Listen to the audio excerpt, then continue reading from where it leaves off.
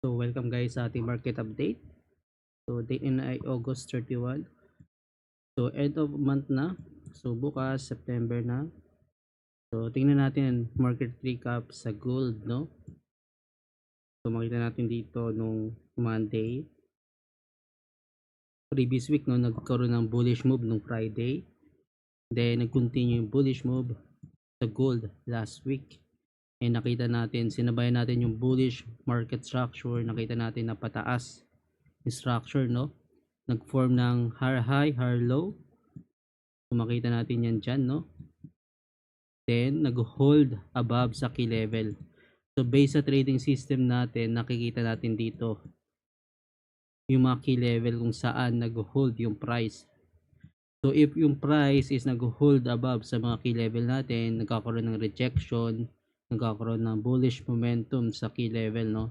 And nakita natin, for example, ng key level na ito is yan. Nakita natin nagbo-bullish move kung saan yung key level natin. So kaya ginagamit natin dito yung trading system natin para magkaroon tayo ng bias based sa key level, no? Since bullish bias tayo sa gold, so mas maganda mag-enter ng buy position if yung price ay below sa key level or nag-hold yung price sa key level, no? So example dito, below key level, maganda mag-buy. So dyan yung mga maganda mag-entry, no? Basta mag-hold above sa key level, no? So ayun yung main concept natin gamit yung trading system kung paano gamitin yung mga key levels natin. Automatic yan nalabas. Example nung Friday, no? Nag-bullish move nung Thursday, nag-hold above dito sa key level, no? And nakita natin malakas yung bullish momentum kaya tumaas ang gold. Then nung Friday, nung umaga, nag-pull back lower as anticipated, no, based sa market update natin. And yung new key levels natin nung Friday ay nag-hold above key level, no? Nakita natin nag-form ng bullish market structure, bullish price action. Malakas yung bullish momentum dito pa lang, no? Sa rejection pa lang kaya nakita natin tumaas ang gold. So almost sa 3,450 na yung pinaka-peak o pinaka-high ng gold. So right now, no? So ano ba yung expectation natin for gold next week, no? So tingnan natin sa hard time frame, guys. So, makita natin sa 4 time frame, dito pa lang bullish bias na tayo after mag-form ng bullish spike dito nung previous week Friday, no? And nakita natin nag-bullish move siya dito. So after nyan, no, we are anticipating a pullback lower, no? So yung market diyan isang direction lang na pataas lang, no? Nagpo-form yan ng structure, nagkakaroon ng profit taking, may mga buyers na nag-exit ng position, nagko-cause ito ng pullback lower or profit taking, no?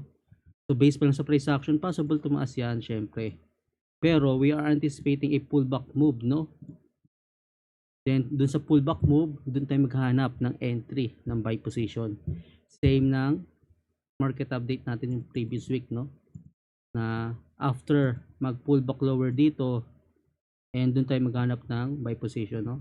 So almost na yung key level natin dito, 50% ng previous bullish move spike. So almost na no? Kaya nakita natin nag-pull back lower, dun maganda mag-enter ng buy position. And makita natin mga pullback small moves niyan sa higher time frame. So makita natin mga pullback lower diyan maganda mag-enter ng buy position, no? So nasa higher time frame tayo. And if titingnan natin yung monthly time frame is alam natin nag-form ito ng strong bullish monthly close, no? So next month candle, anticipate natin na possible mag-bullish move agad, then form ng upper wick, then pull back lower. Possible mangyari yan, no? Na mag-form ng upper wick muna, then bearish move. Or yung opposite naman, pwede mangyari na pullback lower, create ng lower wick, then mag-flip ng bullish, then continue yung bullish move, no? If meron pa tayong bullish fundamentals, no? Fundamental catalyst for gold upside or higher. So ayun yung update natin sa gold question, guys. So ano sa tingin nyo, tataas ng gold for this month, no? Next month, tataas ba or babaksak? So yung price prediction ko actually sa gold ay 3,600, no? So nasa taas yung price prediction ko. Ano yung 36? So itong end of year ay yung price prediction ko na possible mag-form ng all-time high sa price na yan, no? So malapit na siya ma-hit, no? So prediction lang naman yan, guys. Depende pa rin yan sa fundamentals and market sentiment, no? So kaya always adapt kung ano yung current sentiment and fundamentals.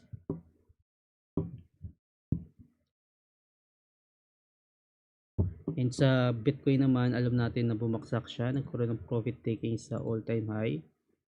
Punta tayo dito sa 4 time frame, no? So makita natin may mga buy and sell signal tayo. Non-repaint yan, no? Gamit yung trading system.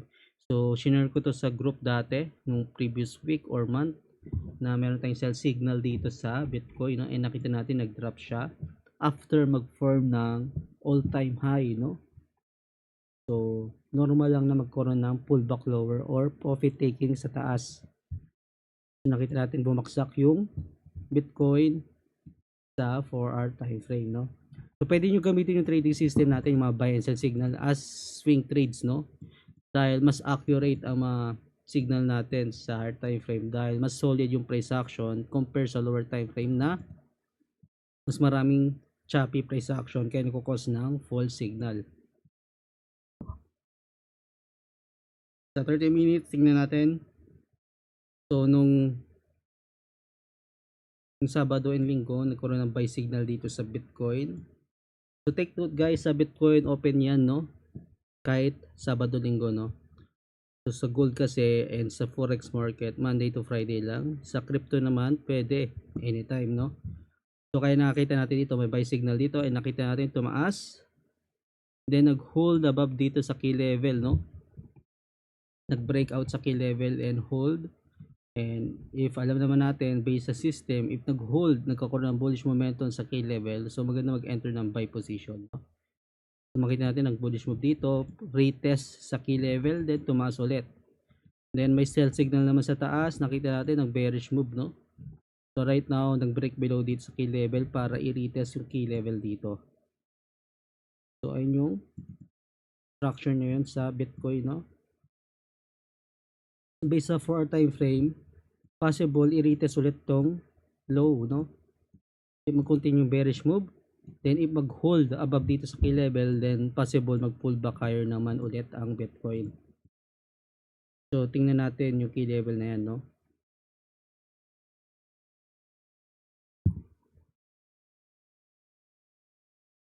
So just hindi ako gumagamit ng FAG, no?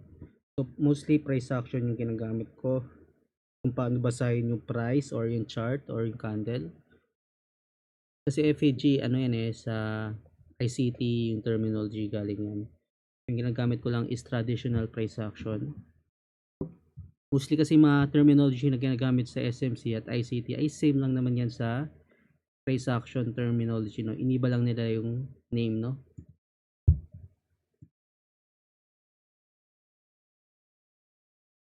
So sa gold 1 hour time frame, isang signal tayo sa taas. So possible mag pullback lower yan ng Monday, no?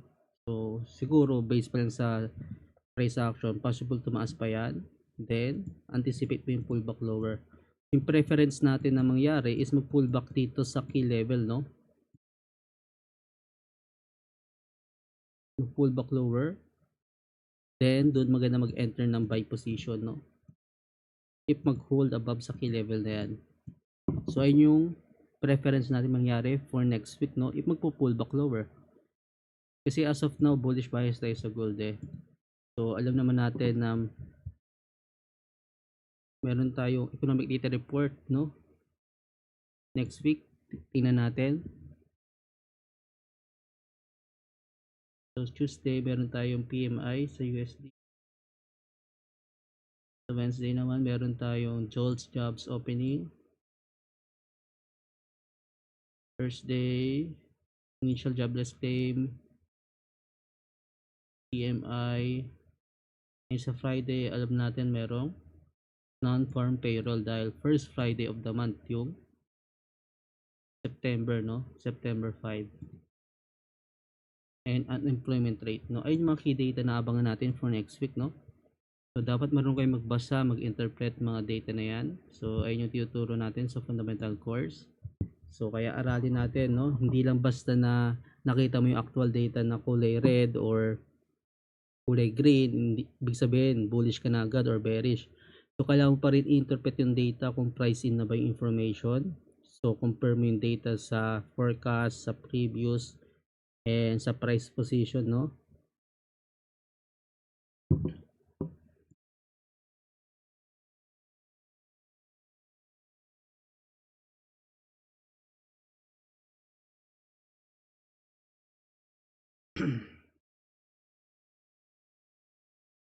So ayun lang sa market update natin, no? Gold and Bitcoin.